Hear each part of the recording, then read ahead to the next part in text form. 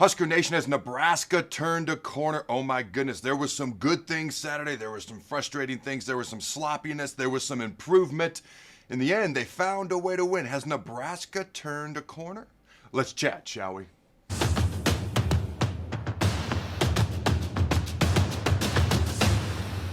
Welcome to the Carriker Chronicles, the People Show. Checking the pulse of Husker Nation, brought to you by DPS Concrete Construction. Check them out at dpsconstruction.net. Also, ladies and gentlemen, I tried to mention in my gut reaction show yesterday, which, by the way, I did in front of this set for the first time ever. I just felt happy because we were after a win and we'd never done it before. So if you missed that gut reaction, it's in front of this set. I've had people ask me about speaking gig opportunities, appearances. How does that work? I did a terrible job of explaining how to get in contact with me. So before we talk about if Nebraska has or has not turned a corner, I believe they've turned some corners. I believe some are in progress, and I believe there's one out there. It is a definite work in progress. Some are wait and see. But if you want to bring me in for some sort of an appearance, speaking gig, signing, or anything in general, go to our website, carrikerchronicles.com. Go to the About section, click on it. It will drop down speaking or signings, and you can send us a message there. Also, if you're interested in being a sponsor for this fine program, you can also hit the Contact Us section and let us know. All right, ladies and gentlemen, if you're like me and you believe the resiliency that Nebraska showed on Saturday and shown so far this year, it's not always been pretty. It's been, frankly, pretty sloppy at times, but we're 4-1. Don't forget about that. And also, I can see why Matt Rhule says he likes this team. In off-season press conferences and in a couple of interviews, he flat out called last year's team whiny, all right, just for perspective. But if you like the resiliency that this team has shown so far this year and the mental toughness, and you believe that's why we beat Cincinnati, if you believe that's why we bounced back after giving up 21 straight points to Michigan State and then rattled off 24 straight points to dominate the fourth quarter, and that's why we've been able to win those two games, with some other things tattered in as well, like special teams, and smash the like button. As always, if you haven't done so yet, make sure you subscribe and or ring that notification bell. We've had some pretty cool guests on in the past. I mean, you go way back years. It's been really awesome. But some of the recent ones, Tom Osborne, Matt Rhule, Jason Peter, Levante David, Emma Johnson, David Pollock, and the like. I'm working on these. I can't guarantee these yet, but I'm working on Bill Bush, RG3, Robert Griffin III, Ja'Cory Barney, and a couple of Nebraska volleyball players too. I'm working on them, just putting it out there. Has Nebraska turned a corner? In other words, and there's a lot of things we're going to talk about today, but in other words, do we now have a mentally tough team that finds ways to win close games? And I know it was a 3-point loss to Michigan. Our one loss this year, by the way, we're 4-1, is to Michigan, a ranked team, by a field goal. All right.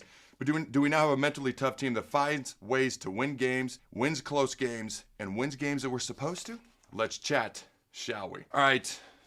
We're going to discuss a lot of things today, so stay tuned. It's step by step by step all the way to the end of the show today. I laid it out that way. Are we a fourth quarter team now? In-game adjustments. Are we better at those than we've been in recent years? And going even back a few coaching staffs. I will say this. I do believe we're better prepared to play at the opening kickoff and at the start of games as much or more than we've been this year than we have been in recent memory as well. As far as winning close games, are we going to start winning some more of those? Technically, it was 11 points on Saturday, so technically not a one-possession game, even though it felt like it most of the game. I will say this, actions speak louder than words. We heard all these things this offseason, okay? Potential award winners, whether it be on the offensive line, elite wide receivers, position groups that we're going to dominate, et cetera, et cetera. That's awesome. That's phenomenal. That's wonderful. Actions speak louder than words. That's what I'm going to say. RedZone efficiency. How do I feel about that now? Stopping the run. Have we turned a bit of a corner there? Potentially. The offensive line, special teams, and again, beating teams that we are supposed to. But first, I want to start with the quarterback position. Let's start with Dylan Raiola. On Saturday, he was 16 of 24, completed 66% of his passes. That's like a season low for him, but that's 2 out of every 3 passes he's still completing. Now, he would probably tell you he wants to play better than he did. He had 1 touchdown, 1 interception, all right, threw into double coverage, and he only averaged 8.1 yards per pass attempt. Now, for perspective, we have a great pass defense. Michigan State only averaged 5.2 yards per pass attempt, which is just ridiculous. But again, Dylan would tell you he'd want to play better, but he's played well so far this year as a whole, and I've been consistent with that because I believe it to be true. Now, you got to take some things into consideration, and I don't give anybody a way out. But you got to factor the wind in here. And I wrote this down. Nebraska didn't run a play for nearly 40 minutes at one point throughout the game. I think it was exactly 39 minutes. Again, I talked about that in my gut reaction. And at 5:46 p.m. on Saturday, in the fourth quarter, at that point in time, it was the first time Nebraska had the ball with the win since 9:09 left in the first quarter. Again, no excuses. You want to know why? Because both teams have to play with and against the win. You want to know why? Because we're in the Big Ten. You have to factor this in.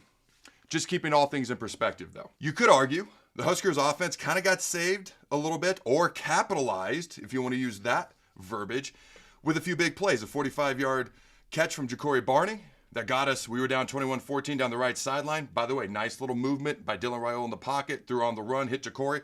Then you got Ja'Cory Barney's 57-yard punt return. Dude's a frickin' stud, by the way. 59-yard tunnel screen, because we throw tunnel screens for touchdowns now, to Isaiah Nair, that again was a touchdown, a 23-yard touchdown run by Emmett Johnson. So these big plays, you could say they kind of saved us, or we capitalized on them. Remember the Cincy game? Can we make big plays? I'm never going to complain about having big plays. On Dylan, I made this note. He's tougher than I thought he would be. I'm not saying he's not tough. He's tougher than I thought he would be. Last year, he didn't really seek out contact, maybe would slide a little bit earlier than we would have liked, things of that nature. He's obviously improved in a lot of these areas this year, not trying to go backwards or anything, but my point is, he's got a little bit of moxie to him. And in the Michigan game, when he took a lot of flack from national media, he actually earned more respect from me in that game alone, okay, than he had at any point up until now. He's a little tougher than I thought he would be, and I mean that as a compliment because I didn't know. It was simply a question mark up until the past couple of games. All right, talk about the red zone here real quick. Daniel Holgorsen talked in the press conference that he had last week about how they focused during the bye week on a couple of things. One of them was the red zone, the red zone, the red zone, the red zone, and red zone efficiency. Also, anybody who took the podium talked about violence and practices. Football's legalized violence. You can go drive somebody into the turf. You can knock them into the dirt. And you know what doesn't happen? You don't get suspended from school. You don't get thrown in jail. I kind of miss it. I miss being part of legalized violence because I do those things now and I'm going to get in trouble. All right. They talked about having violence in their practices. And I will say this. He also talked about the red zone efficiency in their first drive. We drive right down, score, get in the red zone, score a touchdown. Now, what I liked even more so about the touchdown play, Harburg's at quarterback. You hand it off to Raiola. Don't let him run. No. Let's reverse it the other way. Hand it off to Emmett. Did you notice that Dylan this way, after Harburg had handed it off to Dylan and Emmett came back, Harburg was the lead blocker? That's a great design on that play. By the way, Harburg's a really good blocker. Kind of go position by position pretty quickly here, at least on the offense. You look at the wide receiver group. Ja'Cory Barney's turned into a stud, and Isaiah Hunter has shown flashes. He's still a young dude who's got a bright future ahead of him. Dane Key is a guy that we brought in. He is the lone senior in that wide receiver room. He's a guy that could be in the NFL right now, could have been a second, third round draft pick. I frankly, with that horrifically horrible Kentucky offense that he played in, I don't know how he had the stats that he did. My point is we need more out of him this year. He has the capability of giving us more. We need more out of him. And we need more other receivers to step up, especially with Janiran Bonner, who was a clear number 4 receiver going down a while ago. Cortez Mills, Quinn Clark, Keelan Smith, any of these guys. And they're all young guys. They're all talented. We just need more guys to step up because right now Ja'Cory's playing like he's going to play and he's going to ball. We need other guys to step up and help out as well. Now I want to give a shout out to our sponsors, DPS Concrete Construction, our longtime partners, because they do phenomenal work. Nobody is better when it comes to concrete work and retaining wall expertise. Check them out at dpsconstruction.net. If you need concrete work, retaining wall work done, and the like, go to dpsconstruction.net. Also, if this is the type of work you do and you're looking for a good employer and a good job, Jason Armstrong is the guy you want to work for. Again, check them out at dpsconstruction.net. I also want to give a shout out to our sponsors and good partners, Husker Auto Group. Check them out at huskerautogroup.com. They have new GMC Sierras at 20% off of MSRP. 2025 Chevy Silverados, 20% off as well. New 2025 Escalades in stock with $5,000 off of MSRP. Call Husker Auto Group for details. That number is 402-479-7500 or visit huskerautogroup.com. All trades accepted. Financing available with APR financing as low as 0%. 2025 models going fast. All new 2026 models are arriving daily. We have too many talented receivers to not get more guys involved. and pass catchers in general. You look at the running backs room. Now, Rhule said after the Michigan game, wasn't exactly sure about the RB2 position. Then, during the bye week, said we have a plan. We're not going to disclose it before Saturday. I don't know that we learned a lot. Okay, obviously we trust Emmett. He's a good running back. The number 2, Mekhi Nelson, had 1 rush for 11 yards. Isaiah Mosey had 3 rushes for 9 yards. Quentin Ives, 0 carries, according to the stat book. Heinrich Harburg had 1 rush for 2 yards. I don't know that we learned a lot about the RB2 position. We need somebody to step up. It's that simple.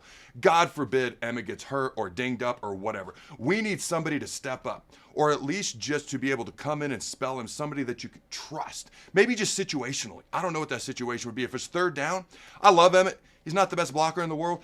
He can catch great, so maybe you don't want to take him out. Maybe it becomes obvious if you bring somebody else in, they're going to stay in the block. I don't know. We need somebody we can rotate in. I'm thinking more along the lines of 3rd and short, 4th and short goal line situations, to be honest with you. Okay. Oh, going real quick back to the quarterback position. I had some people ask me, what if we just throw TJ Lateef in? Not trying to take Dillon out, but TJ's a little bit quicker with his legs, and where our O-line's struggling to pass block and protect the quarterback. Would that be a good dynamic? It's not a bad idea. Okay, but I'm just going to tell you right now, I don't think it's going to happen.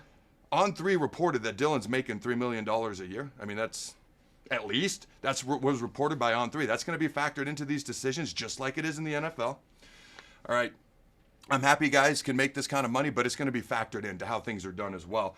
Also, I don't know if you want to burn TJ's red shirt. Now, he can play in 4 games and keep the red shirt. But you would love for him to redshirt, so next year when Dillon's a junior, he's a redshirt freshman. So whenever Dillon goes to the NFL, he's got at least 2 years of eligibility left. Because, man, the future of our quarterback room is freaking bright. From Dillon to TJ to Dayton coming in, then freaking Trey Taylor, who's lighting it up, all right, on Friday nights right now for his high school as just a junior. I think if they're going to do something with the quarterback's legs or a little bit of trickeration, first of all, you can get Dillon throwing on the run a little bit. He's not a great runner, but he throws good on the run. Okay? I hope that makes sense. But if you're going to do something with the quarterback's legs, just use Harburg. I would use Harburg. You go to the tight end position. Luke Lindenmeyer. This is a solid, dependable player. You know where he's going. You know he's going to be exactly where he's supposed to be. All right?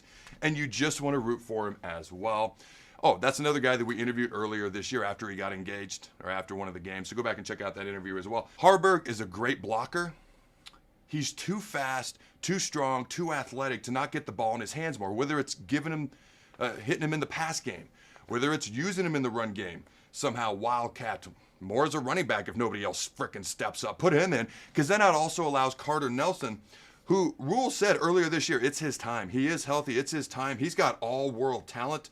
And I'm just kind of waiting. He's a young player. I'm just kind of waiting for him to emerge at some point. You don't want to rush that, but that talent and ability is there. All right, you look at the offensive line. I'm not even going to give an opinion to start. No opinion to start. Just facts. All right, we ran the ball the last 2 games combined. Our first 2 games in the Big Ten. So, Big Ten opponents. Last 2 games combined versus Michigan, Michigan State 58 times for a total of 131 yards. I'm pausing for effect. You want to average at least 150 yards rushing a game. That's like the minimum of what you want to average per game. A total of 131 rushing yards the past 2 games combined, and 2.23 yards per carry. Again, I'm 6'6". I don't know if this mathematically maths perfectly, but I think if I just fall on my face, it's like 2 yards. If I just stand here and bam, fall forward. We know. I'm not going to belabor this point. 7 sacks allowed versus Michigan. They also had 9 TFLs against us. All right. We'll leave that be. But Michigan State had 5 sacks versus us and 7 TFLs. Just keep in mind, Michigan State was 101st in the country coming into Saturday when it came to pressure rate on opposing quarterbacks, so not good. And they only had 6 combined sacks the entire season coming into Saturday as well. Again, I haven't given an opinion yet. You look at the run blocking grades that are on the screen. Gunnar Gatula, Elijah Pritchett are at the top. You think about this as a grade, with 100% being the best, 0 being the worst, kind of like school. We only had one guy blocking the 80s. The one guy in the 70s, everyone else was below that. You can see what's on the screen in front of you if you're on podcast. Gunnar Gatula was in the 80s, Elijah Pritchett was in the 70s, everyone else was below that. Nebraska pass blocking. We had 2 guys in the 80s, that was Gunnar Gatula and Justin Evans. Nobody else in the 60s or 70s as far as a pass blocking grade. Now, my opinion on the O-line. Okay, it's obviously not good enough. I actually like a lot of those guys. Rocco Spindlers, really like him. Henry Letuski, really like him. I like a lot of these guys. Teddy Prohaska, I root for him because I know what it's like to have a bunch of knee injuries and try to come back from them. So, I like them. And to be fair, more goes into this than just the offensive line. When it comes to the pass game, okay, is the quarterback holding on to the ball too long? That's been discussed. Our wide receiver's getting open, so he has to hold on to the ball too long. When it comes to the running game, are running backs hitting holes? We like Emmett. Are the other guys, when they get a chance, hitting holes? There's question marks that go into this beyond just the offensive line. I'm trying to be fair here. I can say, though, just about everything on our team has improved in one way, shape, or form or another, either from last year or from the start of the season, in some way, shape, or form, was improved heading into Saturday. Now, I do believe that our interior offensive line should be good and our tackles can be good. Just got to bring it together, which is easier said than done, especially in the middle of the season. But if everything else can improve in some way, shape, or form, even our run defense was better on Saturday, the offensive line should be able to do that as well. Now, there's lots of things to work on with this team and lots of positives as well. But the thing that has me the most nervous, we are now dead in the middle and heat of Big Ten play. The thing that makes me the most nervous as we continue on in Big Ten play is what we're going to be able to do on the offensive side of the ball when it comes to creating holes for the running backs and protecting the quarterback up front. You look at the run defense. Now, we haven't fixed everything. It's one game. All right. But Michigan State had 86 yards rushing and averaged 2.3 yards per carry. That is an improvement. Now, they're not Michigan when it comes to running the ball, but they're still a Big Ten team, and they're still a big team. Okay? And frankly, we dominated their offensive line. We really did. Both offensive lines lost the battle versus the opposing defensive lines in the game on Saturday. Now, with as much blitzing as stunting as we do, our run defense, obviously, just like with every team, starts up front. But as much as any team I've ever seen, it's a team effort when it comes to stopping the run. And let me give you an example. Cincinnati, our first game of the year, all right? Our top 5 tacklers versus Cincinnati were all DBs. Just what we're doing on defense. Our top 6 tacklers versus Michigan State on Saturday were all linebackers and DBs. And 4 of the top 6 tacklers were DBs. Now, the Blackshirts had a season-high 12 tackles for loss. That might be as much as the previous 2 or 3 games combined. A season-high 12 tackles for loss versus the Spartan and a season-high 4 sacks. Our pass defense allowed a 50% completion percentage to the Spartans as a team. Remember, they had 2 quarterbacks that played, and again, allowed 5.2 yards per pass. We had 2 interceptions, and the Spartans were only 2 of 14 on third down conversions. That's phenomenal. I also want to give a shout out to 6-to-6 Auto Service in Lincoln. Nobody does it better, ladies and gentlemen. Check them out at 6to6autoservice.com. They are located at 2405 P Street in Lincoln, locally owned for 2 decades, 20 years, ladies and gentlemen. If and when you go in, ask for Dean Phelps. He's the owner. He's a good dude. Or Eric or Jeff, and tell them that Adam sent her. They do great work at a reasonable price. As you know, we now have kids who are driving, and it's where my family, my wife and I and my kids take all of our vehicles to be taken care of. Everything from oil changes to engine replacements. They offer shuttle rides, loaner vehicles, financial aid as well if needed. Again, that's 6to6 Auto Service in Lincoln. Check them out at 6to6autoservice.com. I want to give a shout out to another sponsor of ours and a longtime partner for a good reason, because they're really, really, really good at what they do. Allen Capital Group. Ladies and gentlemen, if you're searching for a financial planner who is rooted in Nebraska values, Allen Capital Group is a homegrown Nebraska business with offices in Grand Island, Ogallala, Scottsbluff, and Omaha. They will work to understand what is meaningful to your financial needs, wants, and wishes, and they have personally helped me and my family navigate our finances for years, actually over a decade. They know what they're doing, and they genuinely care and do what is best and prioritize their clients. Check out their website at allencapgroup.com. That's ALLENCAP group.com for more information. Allen Capital Group has next-level solutions for next-level needs. Now, if you look at our defensive grades here, you look at the pass rush grades. All right, Williams, Waneri, Javin Wright, Dawson, McCullough. Vincent Shavers was all over the place too, or the top 4 highest graded pass rushers. You look at the run defense grades. It's Javin Wright, Zaire Wright, Williams Waneri, Deshaun Singleton. I will say this, Javin Wright and Williams Waneri, those 2 names are at the top of, towards the top of both those lists. Williams Waneri was a 5-star. I don't know all the details at Missouri, but since he's been here, his effort has been phenomenal, and the dude's a freak. He's a freak physically, I'm just telling you. So in summation, I believe we have a great pass defense. I believe we have very good special teams. I believe we have good skill positions on offense. Got to find out more about the depth there. You look at the run defense. I believe it's a continuing to improve run defense, but again, one game, which was vastly improved from the Michigan game, how we played in the Michigan State game, does not a season make, but it's improving. It's all you can ask for. We need more focus on the offensive line and improving that area along with other factors that can help improve the offensive line. Maybe some scheme things, maybe keeping some tight ends in, maybe chipping with backs, maybe keeping backs in, play action pass a little bit more, whatever the case may be. Every team has things that they need to work on. Nobody has an A in every single position group on their team. Nobody in the country does. All right, look at the fourth quarter. The fourth quarter, we outscored our last two opponents, Michigan and Michigan State, by a combined score of 27-9. Those last two fourth quarters combined, we outscored them 27-9. We owned the state of Michigan in the fourth quarter. That's a testament to mental toughness, strength and conditioning, and adjustments by coaches throughout the game, at least in those last two games. It makes my heart smile just to talk about the fourth quarter like that. Now, when it comes to being prepared at the opening kickoff, you look at the Michigan game, we had two opportunities to score right away. We just didn't capitalize. That comes back to the red zone efficiency a little bit. Okay? On Saturday, we were right down and scored. Right off the bat, we built a 14-0 lead. So our team has been ready to play right off the bat the last two games at the opening kickoff. Now, you look at the red zone efficiency, that was the difference on Saturday. We went right down and we scored a touchdown and we got up versus moving the ball and not being able to capitalize with points, which is a little deflating, versus inflating when you go right down the field and score. Our red zone efficiency, I think we were in the red zone 2 or 3 times and we pretty much were able to capitalize on Saturday. Now, we had a lot of big plays, as I mentioned earlier.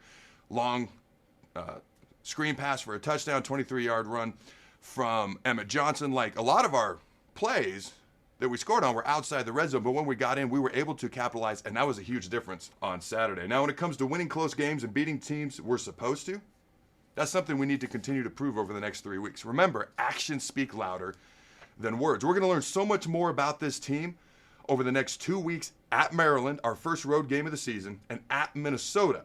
Back-to-back road games, a short week because it's a Friday night game at Minnesota.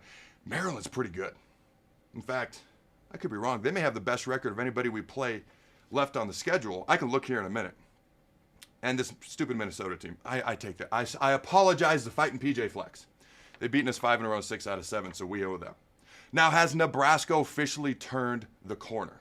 I believe we've turned some corners, with some yet to be addressed and some yet to be proven. Mentally, yes, I believe we've turned a corner mentally. This team is different mentally than we've been in recent years. Special teams-wise, yes, we've turned that corner. Fourth quarter-wise, so far, especially the last couple of weeks, winning games you're supposed to win and winning them how you're supposed to win them. If you think back to, Akron and Houston Christian aren't great, but we won them the way we're supposed to. So far, so good. Being prepared and ready to play a kickoff every week, yes. I think we're 5 for 5.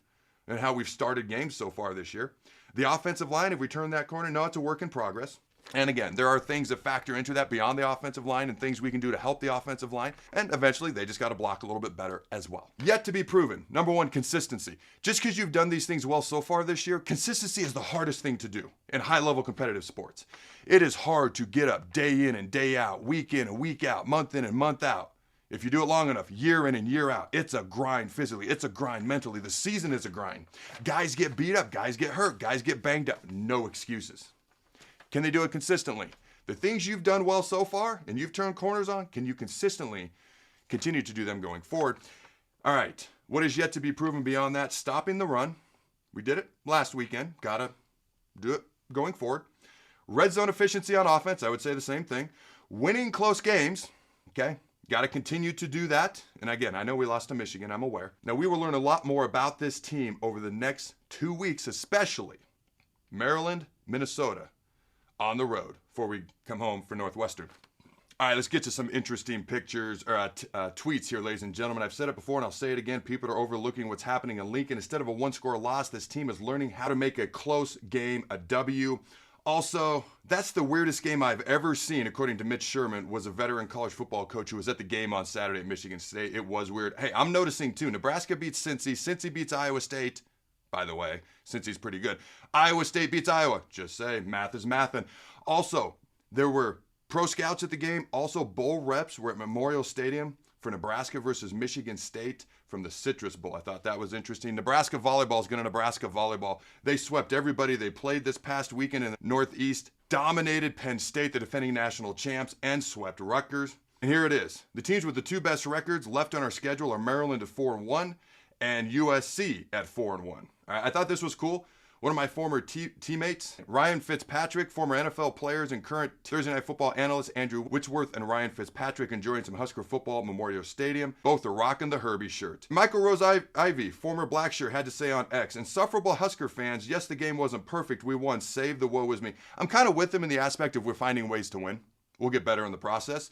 And everything isn't going to be fresh pancakes in the morning and a valley full of daisies, and that's okay. By the way, before Michigan State's last touchdown drive, they went down the field, scored with their backup quarterback, who's pretty good, by the way. They had -9 total yards in the fourth quarter. All right, Ja'Cory Barney has caught multiple passes in 17 consecutive games. Dylan Raiola passed Joe Gans and is now 5th all-time on Nebraska's all-time completions list. And Nebraska has scored in 376 consecutive home games, every game since November 1968. All right, I like this, because I'm about speaking the truth and honesty. To offend a strong man, tell him a lie. To offend a weak man, tell him the truth. All right, ladies and gentlemen, here are my fan questions for you fine folks at home. Let me know your answer in the comments below. They're brought to you by Husker Auto Group. Check them out at huskerautogroup.com. You can follow me on the social medias at TikTok. I do all sorts of crazy stuff specifically on TikTok, also X and Facebook. First question, do we win that game versus Michigan State?